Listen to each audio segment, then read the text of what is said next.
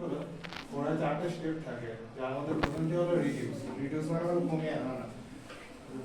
যেসব নন রিসাইকেবল বা non biodegradable যে ওয়েস্টগুলো সেগুলোকে খুব কমিয়ে আনতে হবে, যেমন প্লাস্টিক পলিথিনগুলো ব্যবহার খুব কমিয়ে আনতে হবে। তারপর আছে প্রত্যাখ্যান বা রিফিউজ। এখানে কমিয়ে আনার পর যেগুলো পড়ে থাকে বা যেগুলো ব্যবহার করা হচ্ছে না সেগুলোকে মানে ব্যবহারটা খুবই বন্ধ করে দিতে হবে, যেমন প্লাস্টিক ব্যাগ। তারপর হচ্ছে রিউজ, যেমন কারি পাতা, তারপর শস্য ইত্যাদি জিনিসপত্রগুলো একটা মাটিতে পড়ে একটা গর্ত করে সেগুলো মাটি থাকা দিয়ে একটা জৈব একটা কম্পোস্ট জৈব উর্বর জৈব সার তৈরি করা যেতে পারে।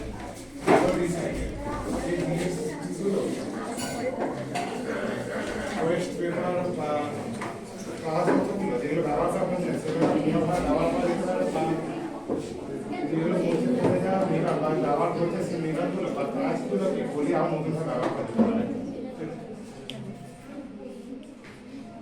তারপরে যে ওয়েস্ট ম্যানেজমেন্টে আমাদের ছাত্রদের ভূমিকার জন্য